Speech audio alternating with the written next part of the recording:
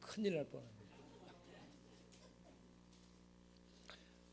예, 오늘 또 예배에 나오신 이 모든 성도님을 위해 우리 하나님의 크신 은혜와 평강과 능력이 함께하는 복된 시간 되시기 바랍니다.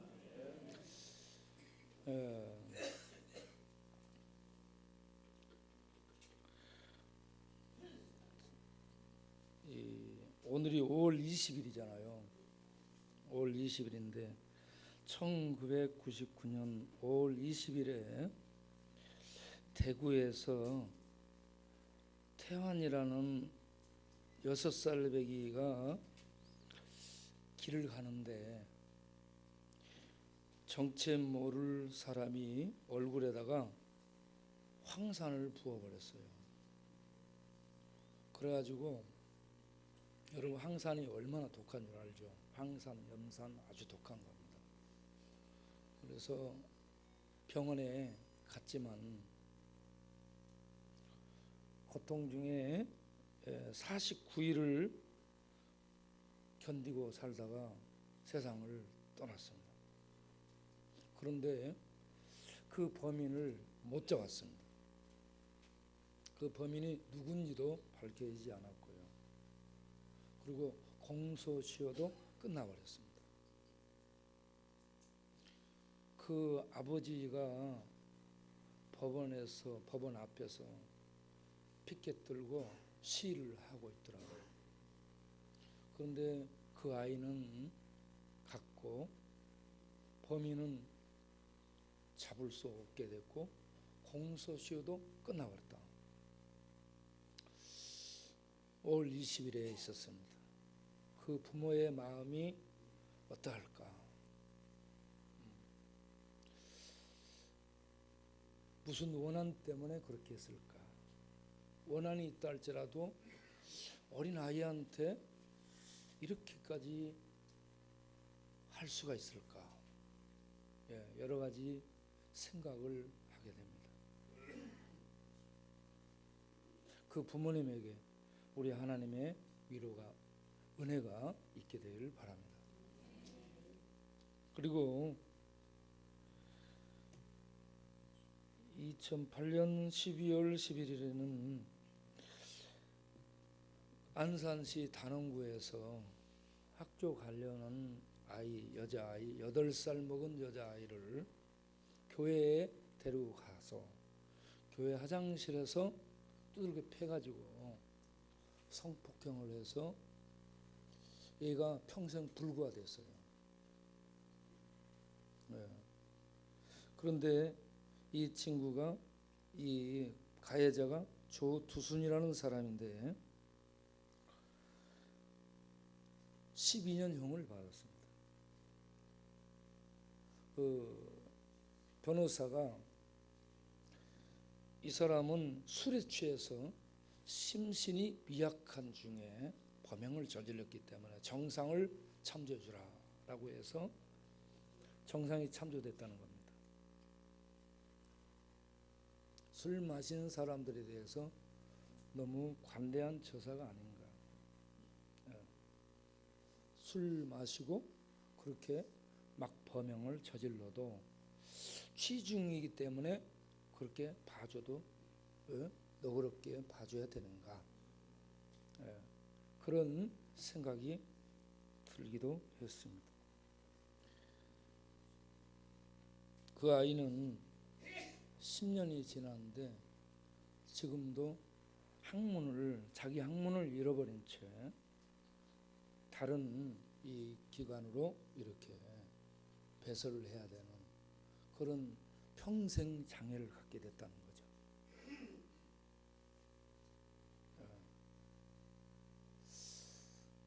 이렇게 우리 사회가 정신병자 미친 사람들이 활보하면서 사람을 해치고 있습니다. 하나님의 은혜 가운데 우리 성도님들을 지켜주시고 우리 성도들 가정의 자녀들을 보호해 주시는 은혜가 있기를 바랍니다.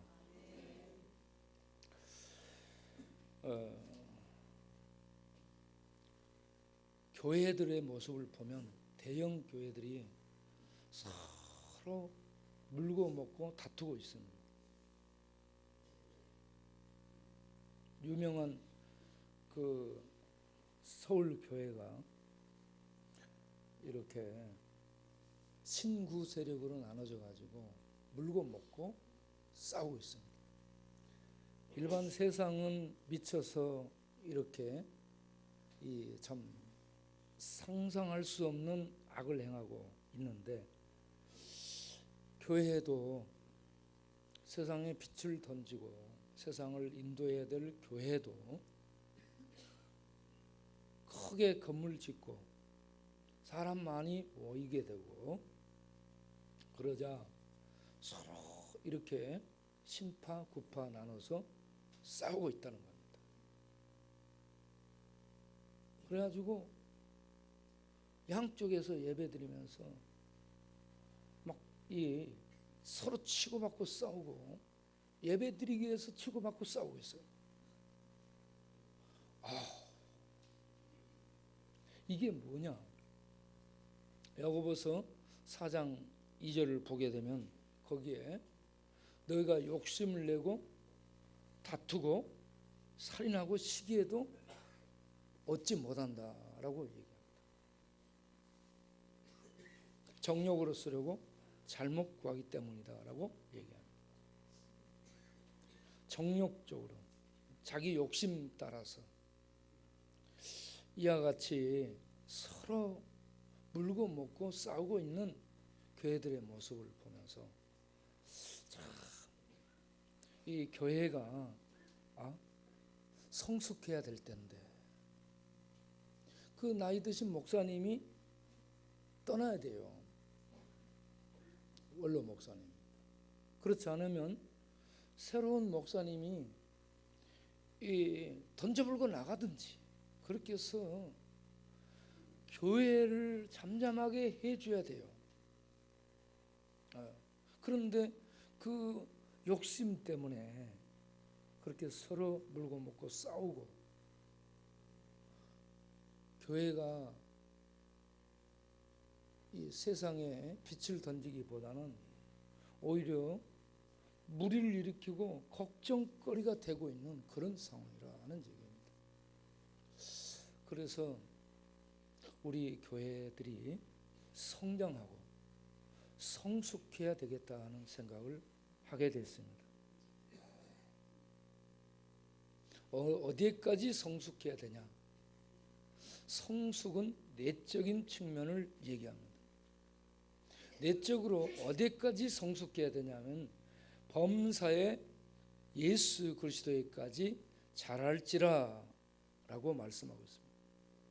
굉장히 수준 높은 수준을 요구하고 있는 겁니다.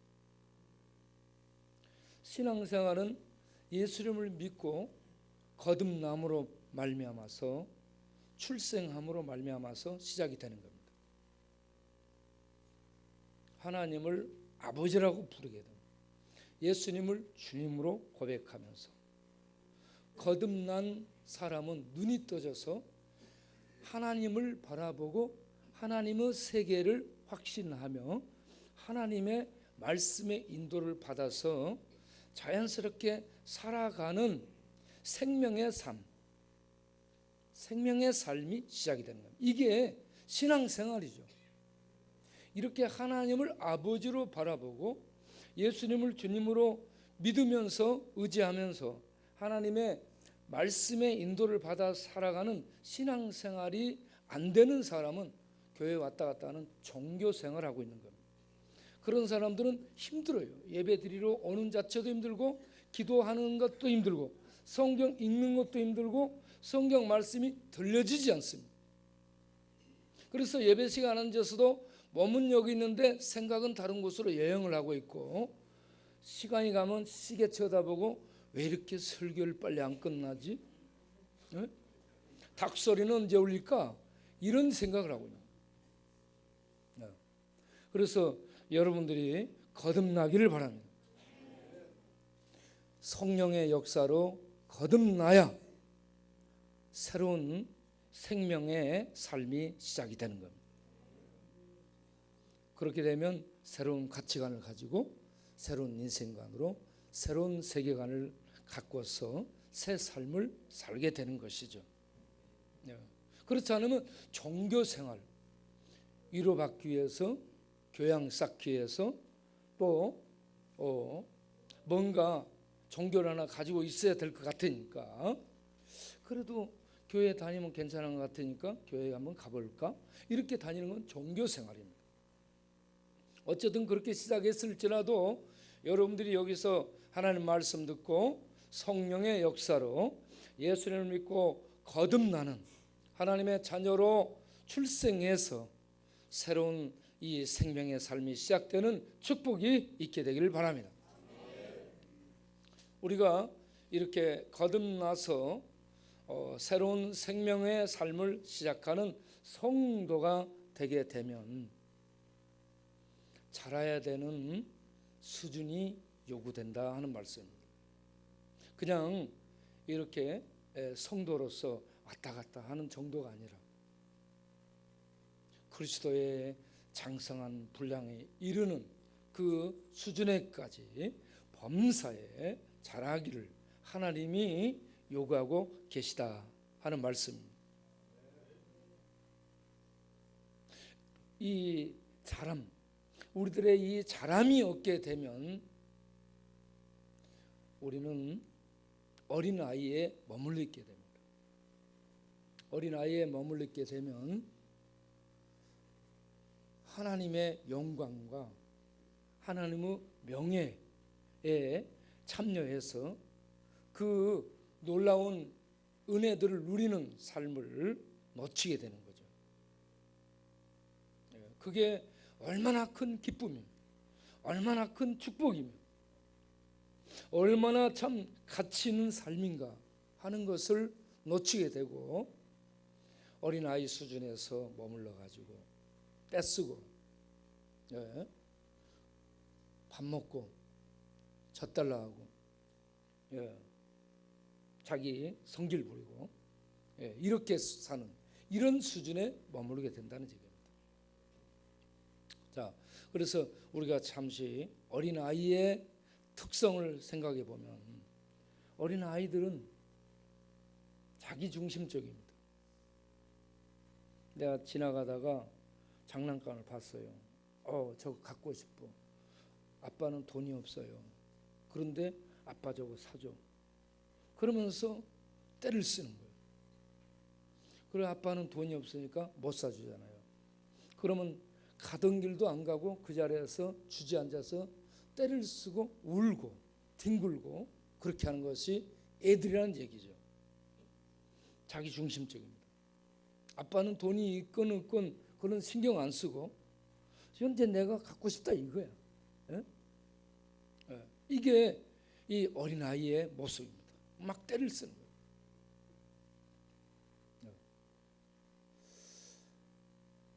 그래서 어린아이들은 아직 자라지 않았기 때문에 자기중심적이라는 얘기입니다. 이렇게 자기중심적인 사람들이 모여서 일을 하게 되면 만남 자체가 싸움입니다.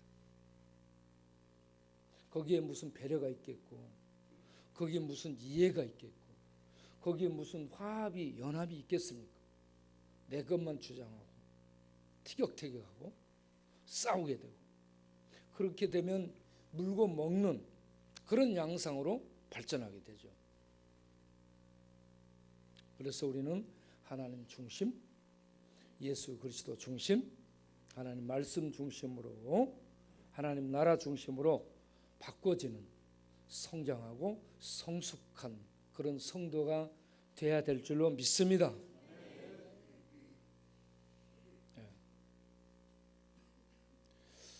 그리고 또 보면 어린 아이들은 어떤 특징이 있냐면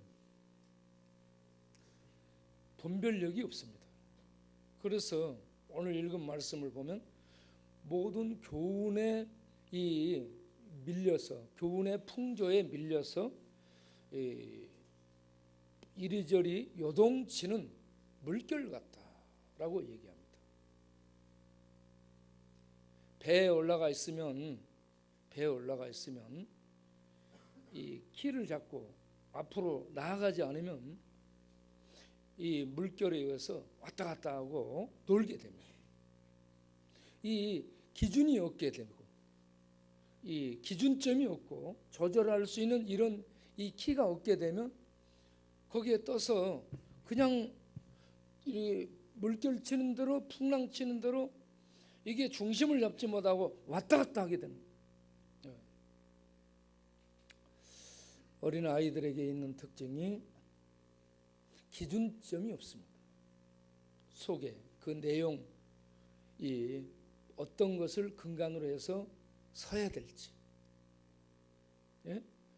어떤 것들을 보고 분별하고 선택하고 결정해야 될지, 이러한 능력이 어린아이에게는 없다는 겁니다.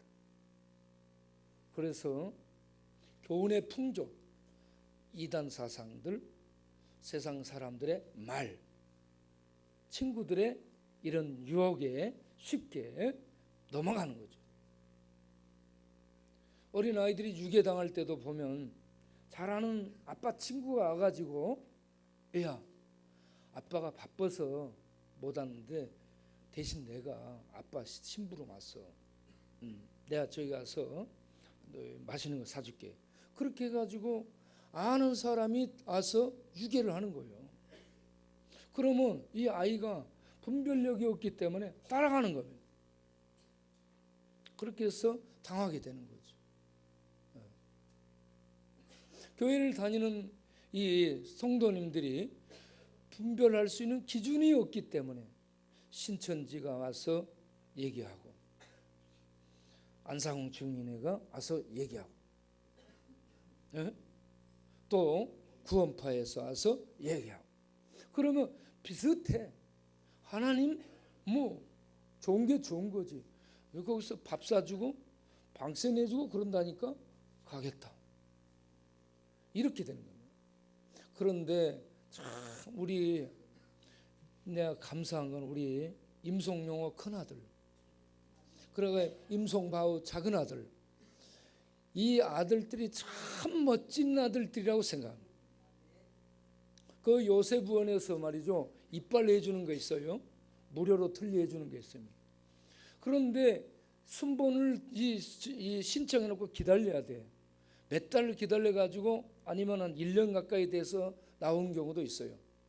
그래서 우리 큰아들 임송용호가 순번이 돼가지고 가서 틀리를 하기 위해서 갔잖아요.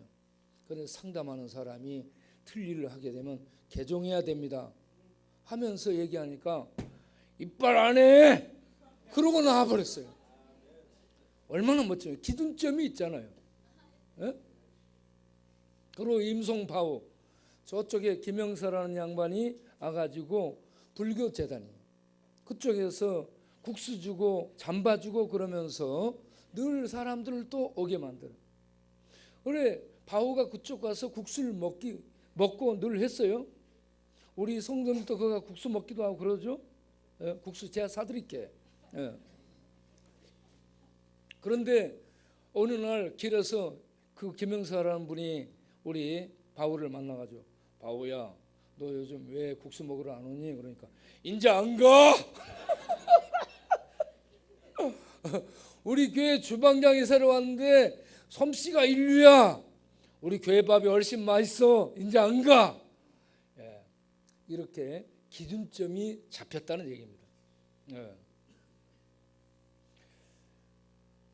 여러분, 우리가 이 어린 아이들은 이런 기준이 없기 때문에 야, 국수 사줄게, 이빨 해줄게, 아니면 잠바 사줄게, 그러면 그런 것에 넘어가는데 여러분 넘어가지 않기를 바랍니다. 하나님의 말씀에 굳건히 서서 분별하고 선택하고 잘 결정해서 하나님의 자녀답게 설 수 있는 그런 능력이 있기를 바랍니다. 그리고 세 번째로 보게 되면 어린 아이들은 약합니다. 어린아이는 자기중심적이고요. 두 번째는 분별력이 없어서 늘 속아요. 그리고 세 번째는 약합니다. 어른들하고 싸우면 100% 지죠. 그래서 어린아이의 수준에 머물러 있게 되면 성장한 성인들이 수행할 수 있는 섬김과 사랑과 봉사, 이거 못해요. 어린아이들은 그거 받기만 하거든요. 이걸 못합니다. 참고 견디면서 이런저런 굳은 일을 어린아이들이 못하잖아요. 그리고 특별히 영적 싸움, 이 사단의 세력들과 하는 이 영적 싸움에 나아가서 영적으로 전투를 수행하는 이 영적 싸움은 전투입니다. 전투. 군인들이 칼 들고 화살 들고 총 들고 훈련한 다음에 나가서 싸우는 전투죠. 어린아이들은 이런 전투를 못해요. 그래서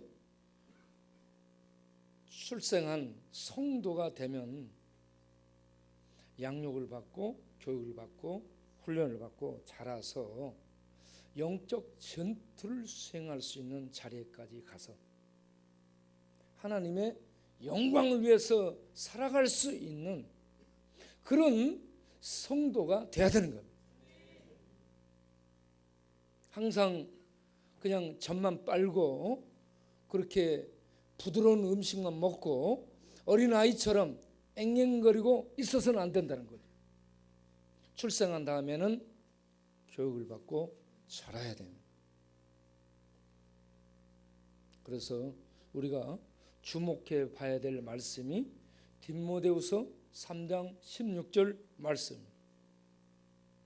디모데후서 3장 16절 보게 되면 모든 성경은 하나님의 감동으로 된 것으로 교훈과 책망과 바르게 함과 의로 교육하게 유익하니, 하나님의 사람으로 온전케 한다는 얘기입니다. 거기에 보면은 이 성경 말씀에 의해서 양육을 받아야 되는데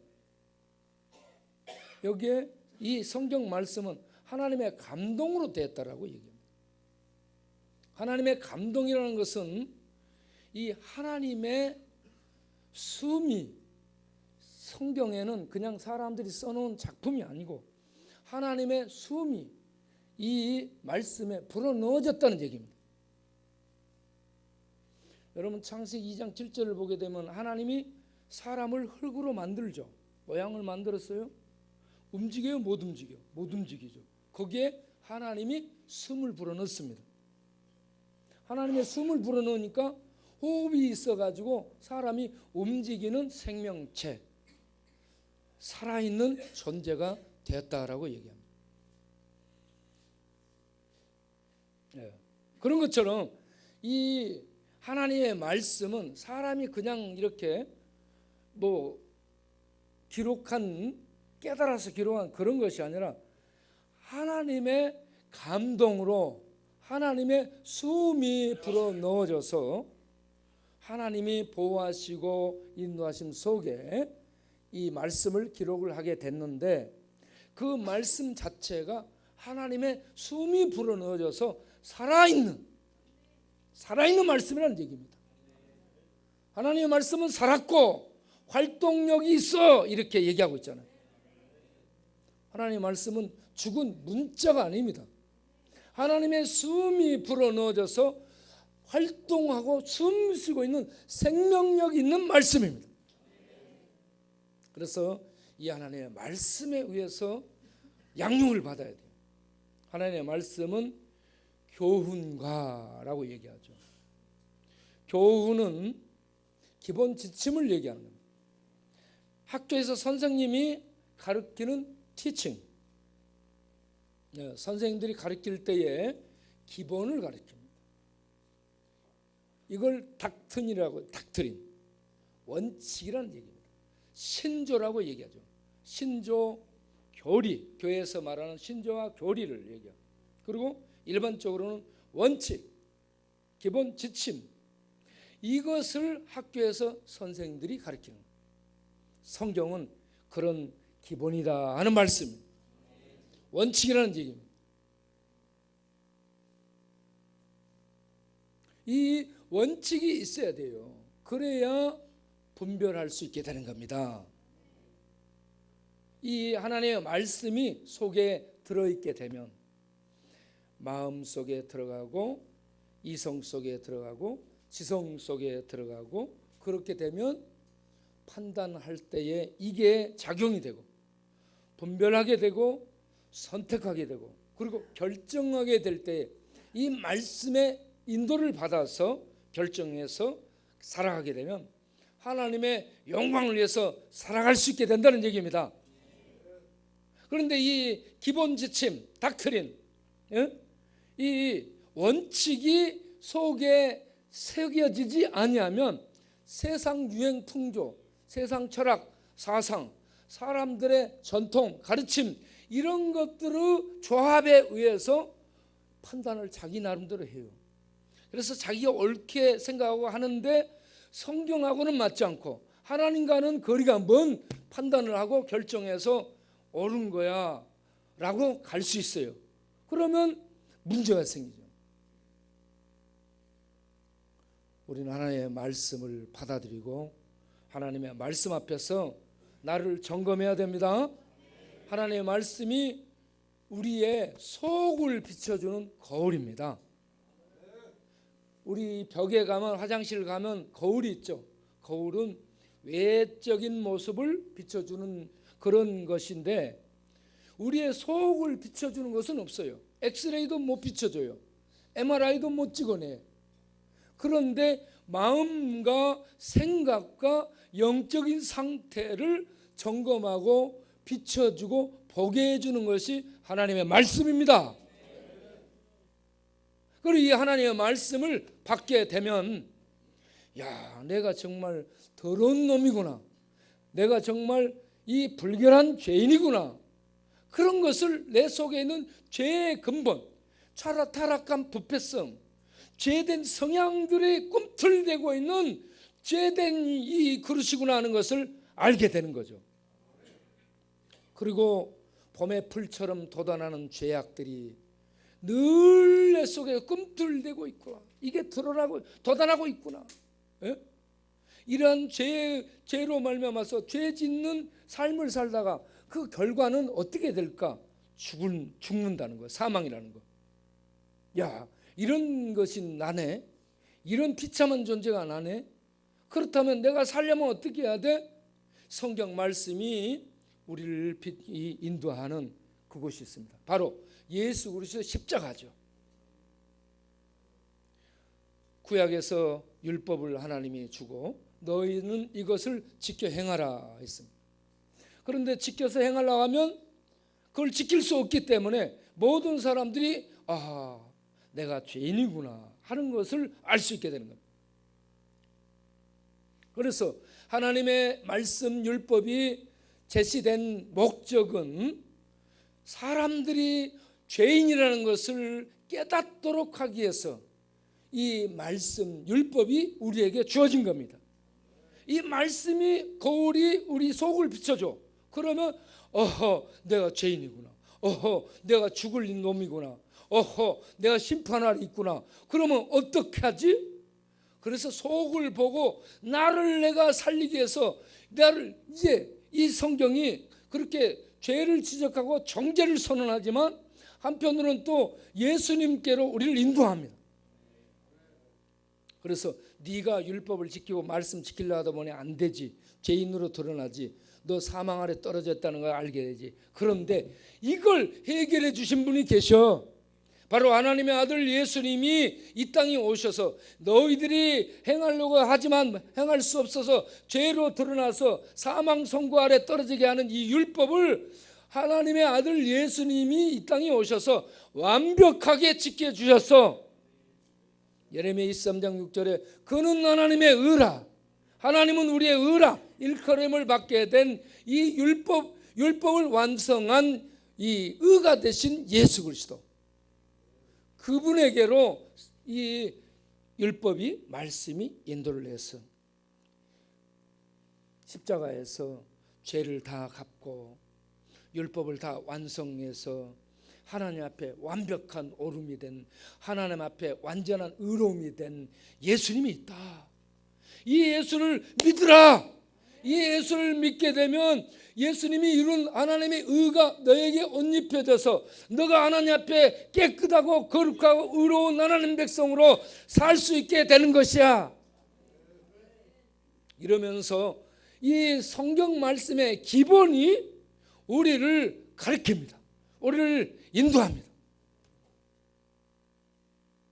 그래서 이 기본, 성경의 기본을 우리가 알고 믿고, 그런 다음에 하나님의 말씀을 따라서 성도들이 거듭나고 구원받은 의롭게 된 하나님의 백성이 살아가는 그런 믿음의 삶을 살아야 되는데, 내가 여전히 하나님의 자녀가 됐음에도 불구하고 여전히 죄악된 이런 성향, 죄악된 모습을 벗어나지 못하고 늘 죄로 말미암아 넘어지고 실족하는 이런 모습을 보인다는 얘기죠. 거기에 대해서 두 번째 하나님의 말씀이 적용되는 게 책망이라 하는 겁니다. 책망, 기본 닥트린이 우리에게 제시되었고 그걸 받아들여서 그에 서 있지만, 그러나 그런 삶을 살아가지를 못하는 연약함을 갖고 있어서 늘 삐딱하게 옆으로 나가요. 그래서 이 책망이라는 단어는 꾸짖다라는 겁니다.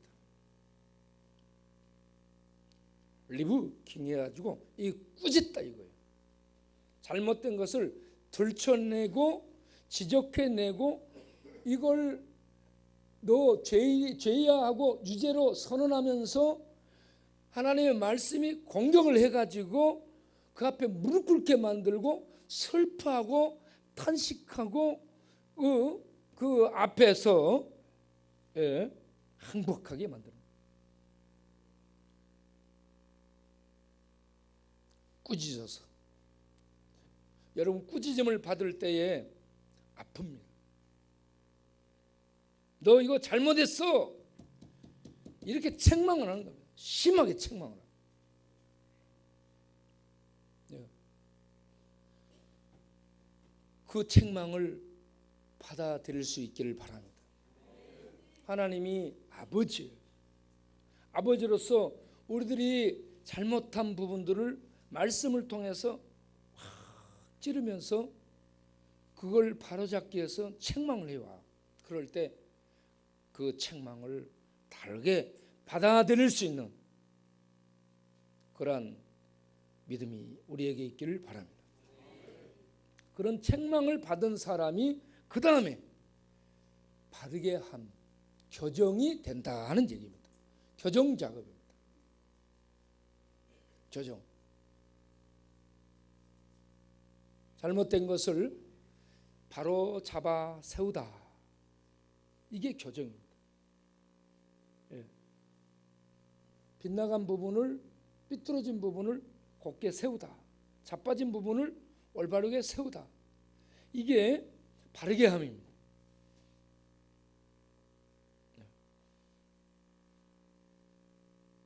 이런 교정이 우리에게 필요하다는 얘기죠.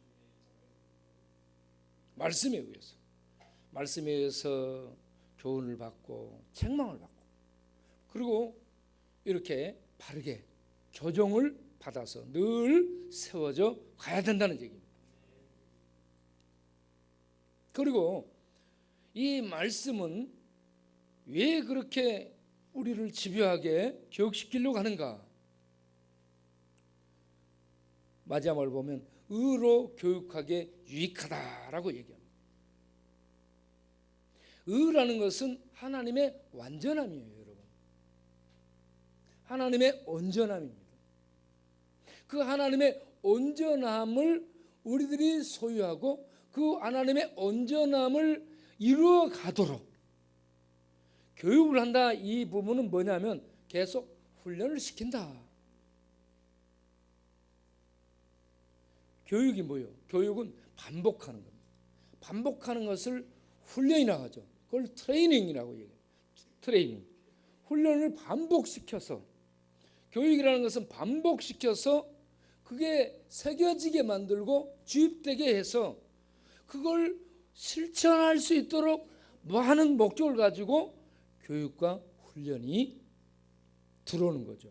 이걸 다른 말로 양육이라고 얘기하는 거예요. 네. 여러분이 하나님의 말씀에 의해서 훈련을 받고 자기가 양육을 받도록 하나님의 권위 앞에 순종하시길 바랍니다. 나는 힘든데, 하나님 나는 그냥 좀 내 멋대로 살게 놔두십시오. 그러지 마시고 하나님 앞에 무릎 꿇으시기 바랍니다. 주라는 말이 뭐예요? 주님이 주님을 주님이라고 고백하면 주님은 내 머리예요. 머리는 명령권자를 얘기하는 겁니다. 대표예요. 명령하는 거예요. 그러면 우리 성도들은 뭐냐면 몸이에요. 몸이 머리하고 몸하고 따로따로 논다. 그러면 집안이 어떻게 됐습니까? 머리가 오른손에게 야 이거 들어 그런데 오른손이 나 들기 싫어. 그러면 머리가 명령을 했는데 오른손이 들기 싫으면 이게 어떻게 돼요? 이건 장애거든요. 안 움직여지는 거. 장애입니다. 장애. 그러면 일이 안 되는 거예요. 일이. 명령을 내렸어요. 머리 대신 주님이 우리 몸에 명령을 내렸어. 그러면 이 지체들, 이 손과 손가락, 어깨, 발 이런 것들을 전부 지체라 하거든요. 지체는 생명 안에서 서로 연결되어 있습니다. 그래서 유기체라고 얘기하죠. 이 유기체가 이렇게 머리에서 주님이 명령을 내리면 몸들이 같이 일사불란하게 서로 연합하고 통일성을 가지고 유기적으로 서로 연결해서 일을 해야 되는데 명령을 내렸는데 주님은 이렇게 하라 했는데 성도들이 나 못하겠는데요. 그러면 이분한테 우리 모여서 이렇게 합시다. 모이기도 힘든데요. 하나님 말씀하셨는데 이렇게 좀 따라서 하도록 합시다. 나 바쁜데요. 그래가지고 다른 이런저런 일 때문에 주님의 명령에 순종을 하지 못하고 다 자기 나름대로 자기 볼일 보러 가. 이건 이 지체들이 연합해서 일을 안 해줘. 예? 그렇게 되면 어떻게 유지되겠습니까? 그래서 주님을 주님으로 고백하게 되면 그 권위를 순종해야 된다. 순종, 그 권위 앞에 할 수 있는 우리가 되기를 바랍니다. 그런데 이렇게 순종하는 삶을 살기 위해서는 우리가 우리 안에 말씀이 새겨져야 됩니다. 그래서 새로운 삶이 시작되는 여호수아에게 하나님이 주신 말씀이 여호수아 1장 8절에 너는 이 율법책을 내 입에서 떠나지 말게 하고 주야로 그것을 묵상하고 그리고 거기에 새겨진 것들을 다 지켜 행하라. 그리하면 내 길이 평탄할 것이고 내가 형통하리라. 여러분 모세의 뒤를 따라다녔던 여호수아, 모세가 죽습니다. 그러자 그 뒤를 이어서 여호수아가 임무를 수행하게 되는데 그 임무를 수행하려 하다 보니 두려웠습니다.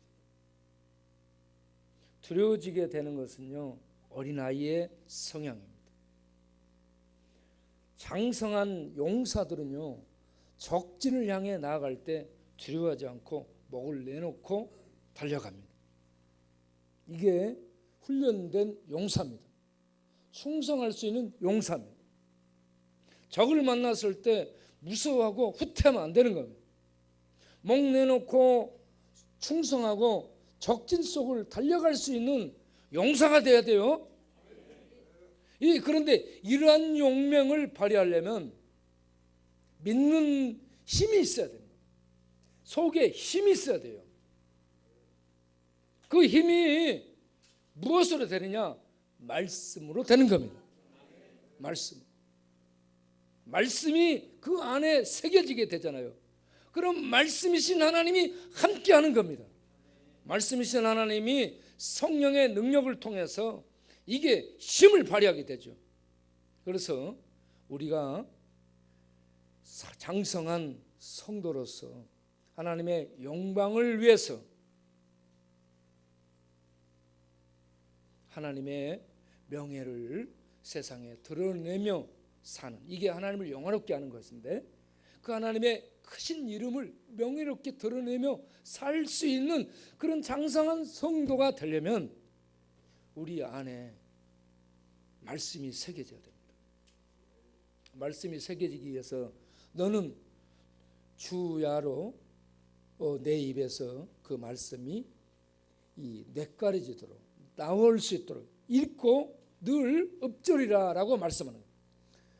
요호수아 1장 8절 첫 부분을 보겠습니다. 너는 이 율법책을 내 입에서 떠나지 말게 하라. 읽고 읊조리고 늘 가까이 두라는 얘기입니다. 성경을 장롱 속에다가 숨겨놓고 선반에도 올려놨다 예배 드릴 때 톡톡 털고 나오고, 복권 사서 하나님 들어갑니다 이런 데나 써먹고, 네? 우리 동네에 월남 상사가 있었잖아요. 월남 상사. 이 양반이 우리 여기 예배당 기울 때 쇠파이프에 말뚝에다가 쇠파이프 감아가지고 나한테 와서, 야 임명이, 너 내가 죽여버리고 싶어. 그러면서 저한테 제 방에 찾아와가지고 그 지팡이 가지고 찍으면서 저를 뒤에서 이렇게 엄포를 놨던 사람이에요.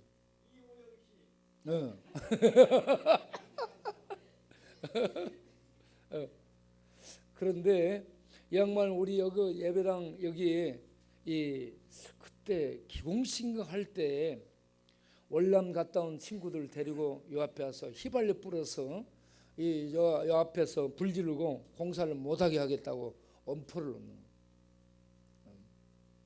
그래서 내가 그랬죠. 나는 죽으려고 이 동네에 들어왔으니까 죽이려면 죽이고 마음대로 해. 그러면서 제가 얘기를 했죠. 그랬더니 혼자 뭐 시부름거리다가 갔어요. 그래 우리가 그때 새벽 기도를 하고 있었잖아요. 새벽에 이 문제를 놓고 기도를 하고 있는데 어떻게 임 목사가 기도할까 하고 밖에 와서 보고 있는 거예요. 그래서 기회는 이때다 해가지고, 하나님 우리가 교회를 건축하려고 합니다. 하나님의 이 이름으로 이 교회를 건축해서 여기에 어려운 사람들을 함께 공동체를 누려 살고자 하는데 이렇게 방해하는 사람들이 있습니다. 주여 그들을 불쌍히 여겨 주옵소서. 그 중에 얼람상사, 주여 불쌍히 여겨 주옵소서. 하나님의 뜻을 알지 못해서 그러니 불쌍히 여겨 주옵소서. 그런데 만약 계속해서 하나님 뜻을 모르고 교회를 해방하거나 그러면 하나님 전통에 있는 불화살을 쏘시옵소서. 그러고 나서 보니까는 가고 없어요. 그래서 내일이면 우리가 기공식을 하는데 오늘 그 사람하고 만나서 내가 뭔가 쇼부를 봐야 돼. 그래서 신방을 갔어요. 찾아갔죠. 찾아갔더니 이 양반이 방석을 탁 내놓으면서요, 그 앞에 무릎을 꿇고 앉는 거예요. 나보고 요 방석에 앉으라고. 이거 뭔 일인가 싶었어요. 방석에 딱 앉았더니 제 앞에 무릎 꿇고 앉으면서 말하는 얘기가, 목사님 하나님께 부탁드려서 불화살은 나한테 쏘지 않게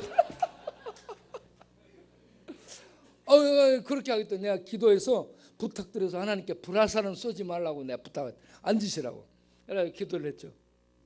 하나님 우리 월남상사 불쌍히 여겨 주시사 하나님 전통의 불화살은 거두어 주시옵소서. 그러니까 아멘.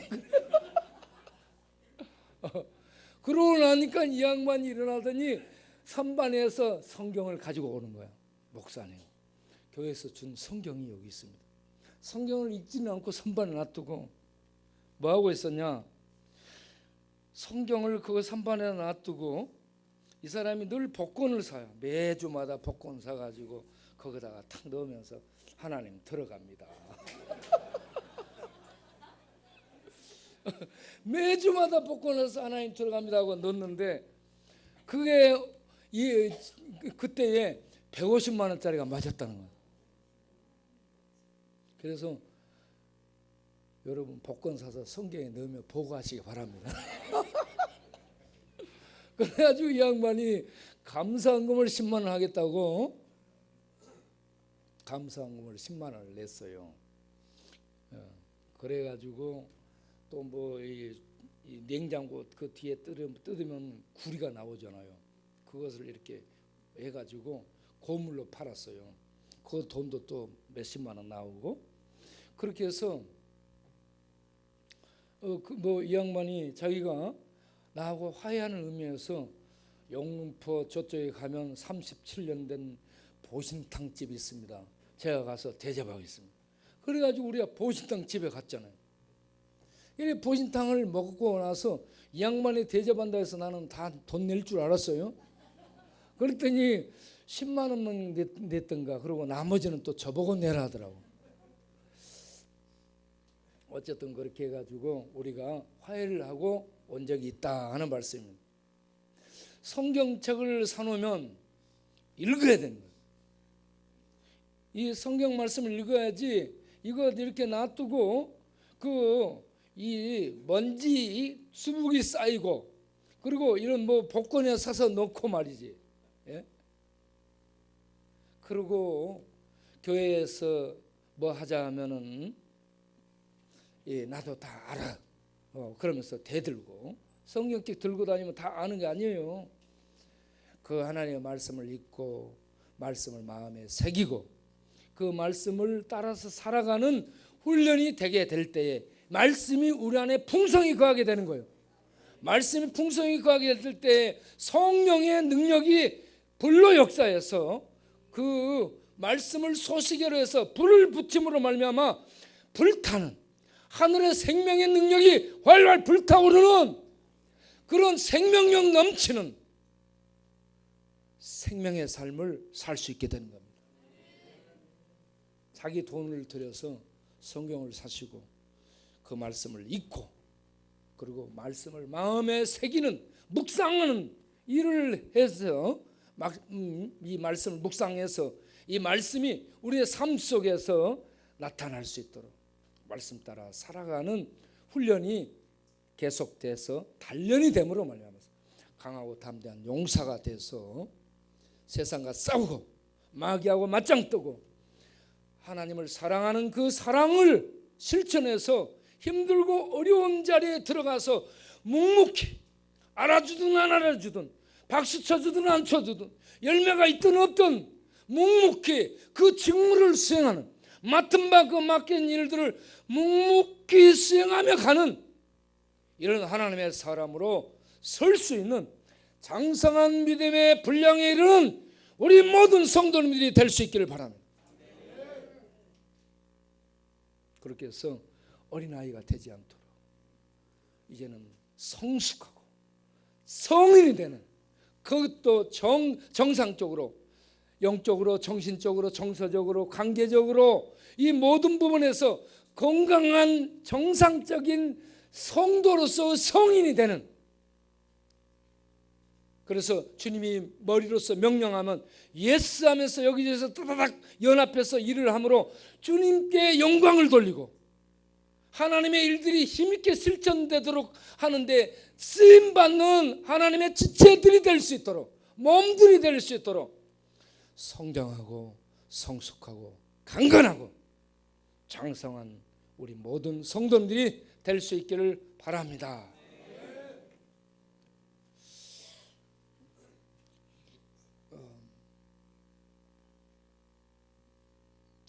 그 고흐 있잖아요. 고흐 빈센트 반 고흐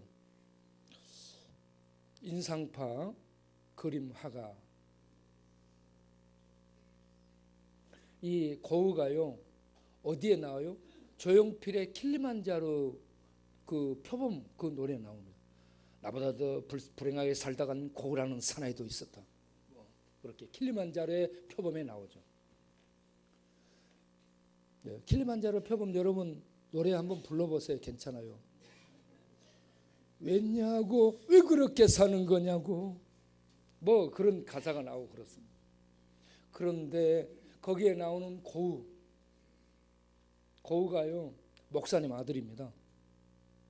목사님 아들이고 신학교도 나왔어요. 27살에 늦게 그림을 그리기 시작합니다. 그런데 그 그림 속에 하나님의 은혜가 전부 들어가 있습니다. 그림들이. 씨 뿌리는 비유 그걸 연상해서 그림을 그립니다. 그림 하나하나가 그래서 그 속에 예수님을 믿고 하나님의 은혜가 있는 사람은 그림을 그리고 이 시를 써도 참 우리 가슴에 와서 닿습니다. 윤동주도 그렇잖아요. 얼마나 가슴에 와서 닿습니까? 오늘 밤에도 별이 바람에 스쳐온다. 나는 그 부분이 늘 머릿속에 스쳐. 바람이 별을 스쳐야지 별이 바람을 스쳐요. 이게 얼마나 멋진지 모르겠어요. 그런데 이 고흐가요 탄광촌에도 들어갑니다. 탄광촌에 들어가서 그 어렵게 사는 사람들 그 속에 들어가서 탄광의 생활이 어떤 것인가를 실제 체험합니다. 600m, 700m 그 속에 저 갱도 속에 들어가서 위를 바라다 보니까 밤하늘에 별이 떠 있는 것처럼 빛이 보이더라는 거죠. 그런 속에 새까맣게 일하고 그렇게 먹고 사는 그 사람들 속에 들어가서 같이 삽니다. 같이 살면서 복음을 전해요. 복음을 전하면서 그들을 하나님께로 인도하는 이름 없는 전도자의 삶을 살게 됩니다. 얼마나 멋집니까? 37살의 젊은 나이에 죽습니다만 병에 의해서 죽습니다만 그가 그 살아가는 삶이 정직이고요 믿음이고요 청렴입니다. 가난이에요. 그래서 크게 부자가 되고 대성공을 이뤘다 할지라도 그 안에 예수님의 이 은혜, 청렴, 정직, 성실 이런 것이 없으면 아무리 크게 이뤘어도 가난하게 아무것도 못 이루고 살다 간 그 사람보다 작습니다. 아무것도 못 이룬 것 같은데도 불구하고 믿음으로 쭉 섬김의 삶을 살고 전도자의 삶을 사는 사람은 열매가 없어도 역사 속에 큰 거인으로 다가온다는 겁니다. 우리가 장성한 성도가 돼서 세상이 몰라줄지라도 묵묵하게 하나님의 손길이 되고 발이 되고 가슴이 돼서 하나님의 일들을 수행하는 그러한 이 믿음의 삶을 살아가는 하나님의 사람들로 우리 남기를 바랍니다. 기도하겠습니다.